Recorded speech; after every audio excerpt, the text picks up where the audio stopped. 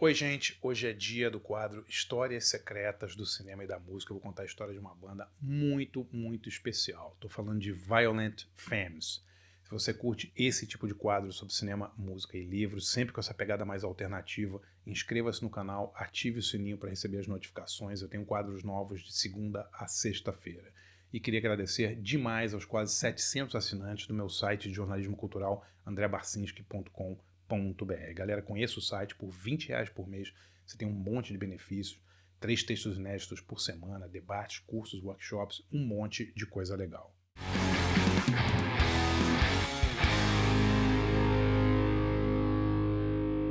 Gente, hoje eu queria contar para vocês a história de uma banda que eu amo e ela tem uma história absolutamente sensacional. Estou falando de Violent Femmes. O Violent Femmes é conhecido no mundo inteiro, né, pelo grande hit Blister in the Sun, né, que toca até hoje, né, a música lançada em 1983, a música tem 42 anos, fez parte do primeiro LP do Violent Femmes, mas pouca gente sabe a história da banda, né, como é que essa banda surge, né, e é uma história muito legal, que envolve uma outra grande banda, os Pretenders, né, eu vou contar essa história agora. Em agosto de 81, os Pretenders, então, no auge ali da fama, né, daquela coisa da New Wave bombando, né, o pós-punk, o New Wave, tá, o Pretenders estava realmente na crista da onda, né, o Pretenders estava fazendo um show em Milwaukee, né, no estado do Wisconsin, que fica ali bem no meio oeste, bem para cima ali dos Estados Unidos, ali, bem no meio do país. E eles estavam passando o som num teatro, né, a Chrissie Hynde, o James Honeyman Scott, a banda toda passando o som.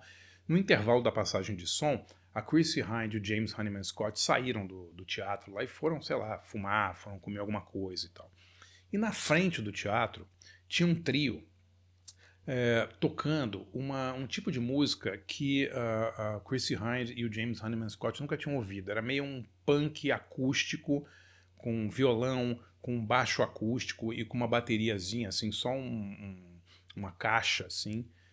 E a Chrissie Hynde e o James Honeyman Scott, o guitarrista da banda, ficaram ali um tempão ouvindo a banda e eles piraram o som, as letras eram muito engraçadas, eles realmente se empolgaram a ponto de convidar a banda, que eles não sabiam quem era, não sabiam o nome, não sabiam nada, para tocar junto com Pretenders naquela mesma noite. Tocar depois dos Pretenders, ver se pode. E a banda aceitou e eles foram tocar e foi a primeira apresentação do Violent Femmes, né, que era ali de Wisconsin, né? Bom, a história é muito legal, né? Extraordinária essa história, é uma coincidência incrível. E curioso também é a gente saber, descobrir que essa banda tinha pouquíssimas semanas de vida. Ela tinha sido fundada algumas semanas, poucos meses antes ali, pelo baterista Victor de Lorenzo, pelo baixista Brian Ritchie e pelo violonista, guitarrista e cantor Gordon Gano. Bom, e o som do Violent Femmes era muito diferente do que estava rolando na época, né? Aliás, era diferente de tudo que rolou desde então, né? Mas vamos voltar em 81 e pensar o que estava acontecendo no rock alternativo americano nesse período. Ainda tinha ecos do punk, né? O pós-punk estava bombando naquela cena alternativa, e você tinha uma grande cena meio new wave, né? Tô falando de B-52s, de Blondie, do próprio Pretenders, né? Bandas que Talking Heads, né? Bandas que eram inspiradas pelo punk, mas que traziam outras influências.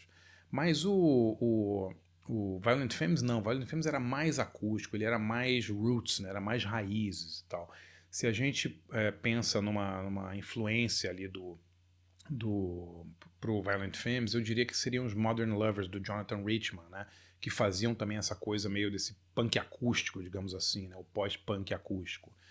E o Violent Femmes tinha letras muito engraçadas, muito curiosas, os caras eram super inteligentes e as letras eram muito diferentes, né, do que estava rolando na época. Eram letras muito com um senso de humor, assim, um humor meio sombrio, né, uma coisa meio sardônica. Em 1982, um ano depois desse show abrindo para Pretenders, ou fechando para Pretenders, né, eles gravam e vão pro estúdio e gravam o primeiro LP da banda, que chama só Violent Femmes. E, galera, é um dos discos de estreia mais impressionantes da história do rock alternativo, né? Porque ela tem simplesmente todos os grandes hits da banda, né? Ou quase todos, né? De Kiss Off, Add It Up, Gone Daddy Gone e, claro, o grande hit Blister in the Sun. Né? E esse disco ele é tão bom, ele é tão marcante, um disco que saiu em 83, que ele nunca saiu das paradas americanas. É bizarro, assim. Ele, olha só, olha que história, que número incrível. Ele só aparece na parada em 1991, né, quando ele aparece na 171ª posição nos top 200 da Billboard. Mas ele nunca saiu dos top 200 da Billboard. Né?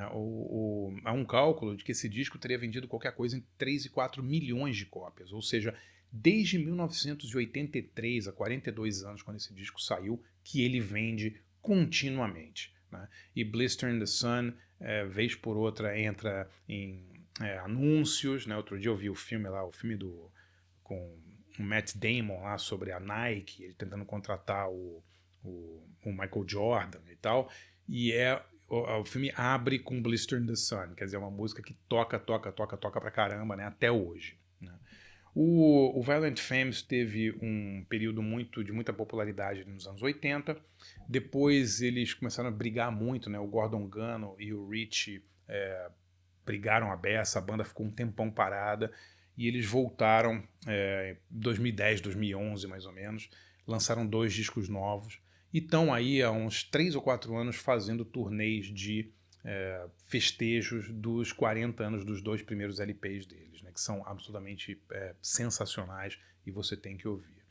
Então eu acho que o Violent Femmes é outro caso dessas bandas clássicas que infelizmente ainda nunca aportaram no Brasil.